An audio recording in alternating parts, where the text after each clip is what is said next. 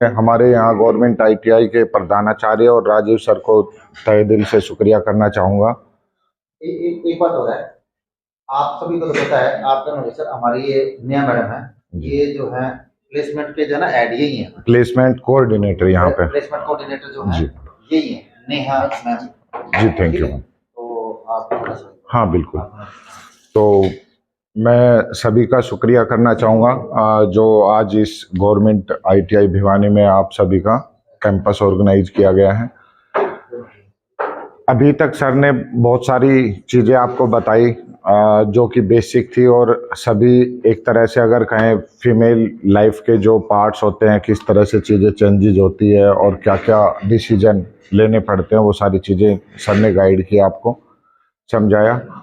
अभी जितनी भी टेक्निकल चीज़ें होती है, इसका जो टेक्निकल पार्ट होता है लाइफ का, इंडस्ट्री कल्चर, वर्किंग कल्चर, वो सारी चीज़ें मैं अभी आपको पॉइंट टू पॉइंट बताऊंगा, और इंडस्ट्री के बिहाफ से चीज़ें क्या क्या होती हैं, क्या फैसिलिटीज़ मिलने वाली है आपको, कौन सी कंपनी रहेगी, क्या वहाँ पे काम रहेगा, काम के अलावा चीज़ें, छुट्टियाँ क्या रहेगी, पे स्केल क्या रहेगा, ट्रांसपोर्ट की फैसिलिटी है या नहीं है, या कैंटीन है या नहीं है, वो सारी चीज़ें क्लियर करने वाला हूँ मैं। ठीक है, तो किसी का भी कोई क्वेश्चन रहे, आप बेफिक्र होके पूछिएगा आराम से। ठीक है, और जिसका भी इंटरेस्ट हो उसके बिहाफ से आप मेरे को फिर बाद में डिसीजन अपना देंगे। ठीक है, तो सबसे पहले मैं आपको कंपनी का नाम बता देता हूँ। ये हमारी नोवाटूर इलेक्ट्रिकल प्राइवेट लिमिटेड नाम से कंपनी है, नोवाटूर के नाम से। इसका ओल्ड नेम था, वो था एलडेक। ठीक है, ये क्या क्या पार्ट बनाती हैं, तो पार्ट में क्या होता है, फीमेल के लिए एक तरह से हम कहें ऑटोमोबाइल सेक्टर का थोड़ा सा टफ काम हो जाता है। ठीक है ना, मशीन वगैरह चलाना, ऑपरेट करना, या मोल्डिंग का काम करना, वेटेज का काम करना, इस तरह का फीमेल क्या करती है, डिसएग्री करती है। अगर कोई अच्छा इलेक्ट्रॉनिक्स का, इलेक्ट्रिकल का काम होता है तो फीमेल ज़्यादा इंटरेस्टेड होती है। तो इस कंपनी के अंदर क्या होता है, सीपीयू के पार्ट्स बनते हैं। सीपीयू आपको पता होगा, कंप्यूटर प्रोसेसिंग यूनिट। ठीक है ना, तो ये क्या है, सीपीयू की वायरिंग केबल जो होती है, उसके अंदर चिप्स वगैरह जो लगती हैं, इलेक्ट्रिकल एसेसरीज बोल सकते हैं हम, वो सारी यहाँ पे मैन्युफैक्चरिंग होती है। ठीक है, इसमें पावर डिस्ट्रीब्यूशन सिस्टम जो भी होता है सीपीयू के अंदर, वो सारी केबल्स, कनेक्टिंग सॉकेट्स, वो सारी चीज़ें मैन्युफैक्चरिंग। तो एक तरह से बेसिकली अगर कहें तो हम बिल्कुल हल्का काम है। आपको पता होगा कितना पार्ट में वेट होता है। वहाँ पे एक्यूरेसी का काम होता है, साफ सफाई का काम होता है। पूरा प्लांट एक तरह से पूरा एसी प्लांट है। वहाँ पे जैसे भी हम जो रूटीन में यूज करते हैं, वहाँ पे एप्रेन मिलता है हमें। आप जैसे भी कोई भी अपने कपड़े डाल के जाते हैं तो वहाँ पे क्या होता है, कवर अप होता है, यानी कि एप्रेन डालेंगे तब उसके बाद प्लांट में अंदर एंट्री करते हैं।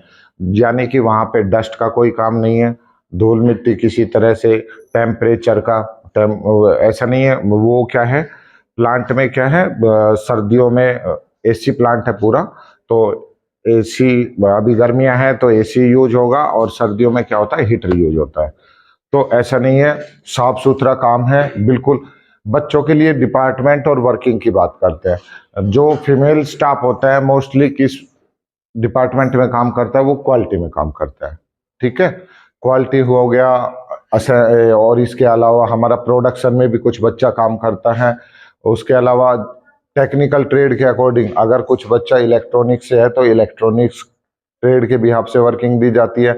आपकी जैसे कुछ बच्चों की कोपा ट्रेड अभी बताई थी, तो कोपा से रिलेटेड बच्चा भी उसमें काम करता है, और उनकी भी वर्किंग वहां पे होती है।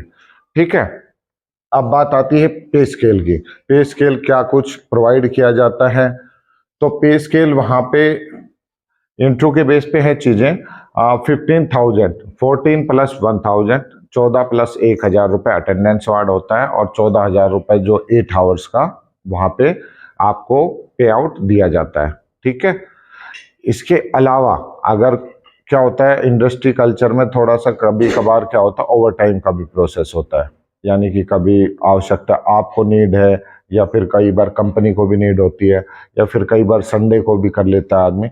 तो अगर आप उस टाइप से कभी भी ओवर टाइम करते हैं तो आपको सैलरी से डबल ठीक है, आपको डबल ओवर टाइम दिया जाता है। यानी कि अगर एक नॉर्मल भाषा में मैं आपको कहूँ, बाकी डेज में आप 1 घंटे का अगर 80 रुपये कमाते हैं, तो जब डबल ओवर टाइम होता है यानी कि ड्यूटी आवर्स के बाद में आप रुकते हैं और काम करते हैं, तो आपको 160 रुपये पर आवर के हिसाब से मिलेगा।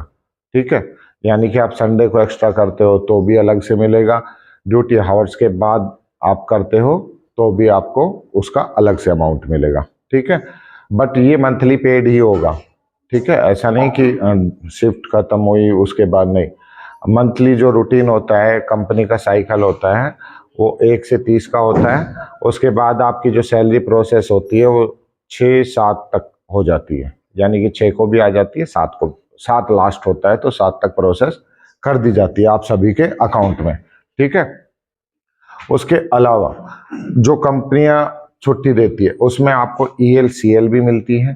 प्लांट में ऐसा नहीं कि आपको छुट्टियां नहीं मिलती, ELCL प्रोवाइड की जाती है।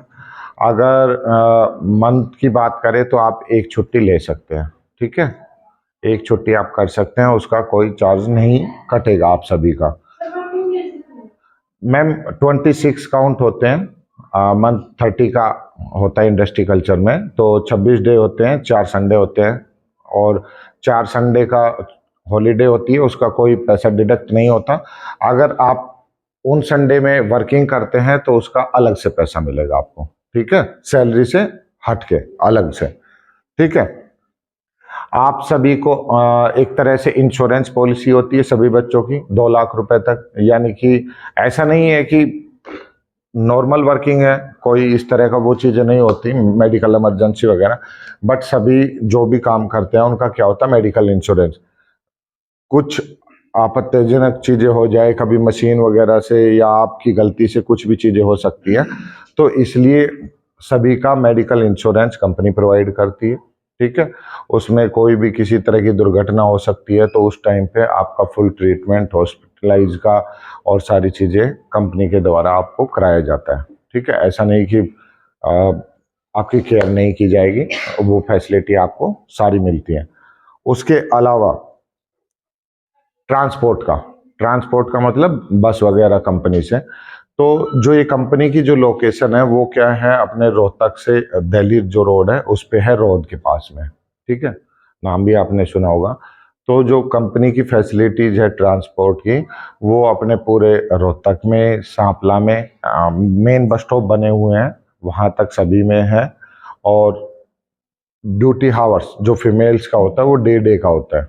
यानी कि अगर आप प्रीमिसेस में काम करोगे कंपनी के में, तो आपकी लास्ट ड्यूटी 7 से 7 बजे तक ही रहेगी।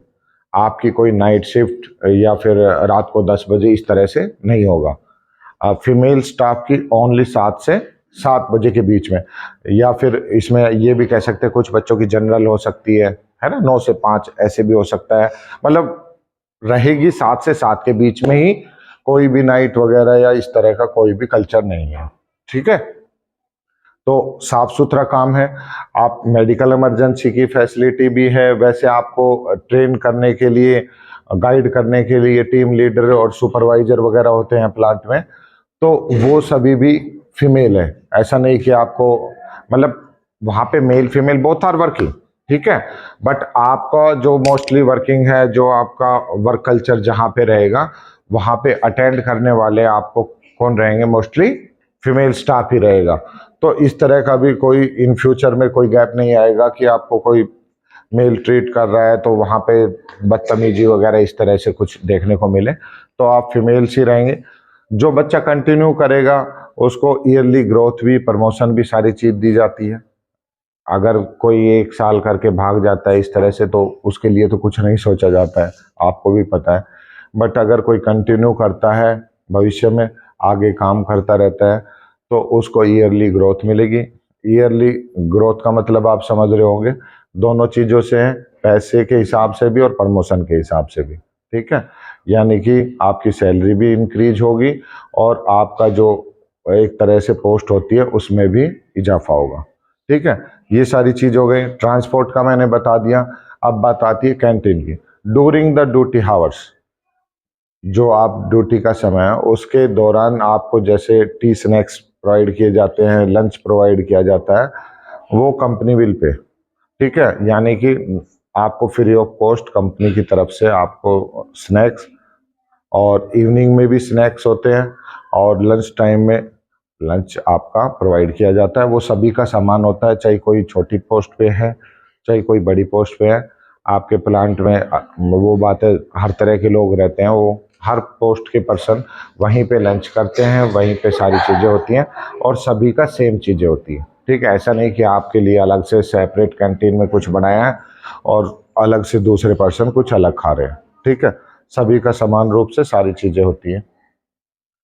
और इसके अलावा ट्रांसपोर्ट का हो गया, कैंटीन का हो गया है, पे स्केल का मैंने आपको बता दिया, ड्यूटी हावर्स की सारी चीज़ें क्लियर कर दी हैं। और इसके अलावा ड्रेसिंग में आपको वहाँ पे क्या है कि सारी चीज़ें, जैसे एप्रन होता है, शूज होता है, सेफ्टी गार्ड्स होते हैं, कुछ चीज़ें तो वो आपको वहाँ पे प्रोवाइड की जाती है। आप शुरुआत में जाओगे तो आपके डॉक्यूमेंटेशन पार्ट में आपका आधार कार्ड, बैंक अकाउंट डिटेल, आपकी 10th, आपने ITI किया हुआ है तो ITI की मार्कशीट, ये सारे डॉक्यूमेंट्स आपको सबमिट करने होंगे, ओनली फोटो कॉपी। ठीक है, और एक पासपोर्ट साइज फ़ोटो। आपका ओरिजिनल डॉक्यूमेंट कोई भी जमा नहीं होगा। ऐसा नहीं कि किसी आदमी को क्या होता है कि अगर ओरिजिनल डॉक्यूमेंट आप सबमिट कर लेते हैं तो वो अधीन हो जाता है ना। तो ऐसा नहीं है, आपका ओनली फ़ोटो कॉपी जमा होगी किसी भी डॉक्यूमेंट की ली जाएगी तो। और सारी चीज़ें पार्शियल होगी, साफ़ सुथरी होंगी। ठीक है, अकाउंट में सैलरी आएंगी, किसी का भी ये नहीं कि मेरे मम्मी के में डाल दो, पापा के में डाल दो, या भाई के, नहीं, आपके खुद के अकाउंट में। अगर आपका अकाउंट नहीं है तो 2-4 दिन के अंदर आपका अकाउंट ओपन कराया जाएगा। ठीक है, और आपके पास ऑलरेडी होगा तो मोस्ट वेलकम है, यानी कि वही कंसिडर कर लिया जाएगा। इसके अलावा कोई अकाउंट वेरीफाई नहीं किया जाएगा कंपनी की तरफ से। और आने जाने का अगर नॉर्मली मैं अपनी जनरल सेंस से कहूँ तो यहाँ से 50 किलोमीटर तो पड़ता है शायद रोहतक, है ना। तो ये तो रोहतक की अपॉर्चुनिटी थी। इस प्लांट के बारे में बताया मैंने, तो आप सभी अपना डिसीजन लेके बताइए, और आपका अगर कोई क्वेश्चन है तो आप पूछ सकते हैं, बेफिक्र होकर।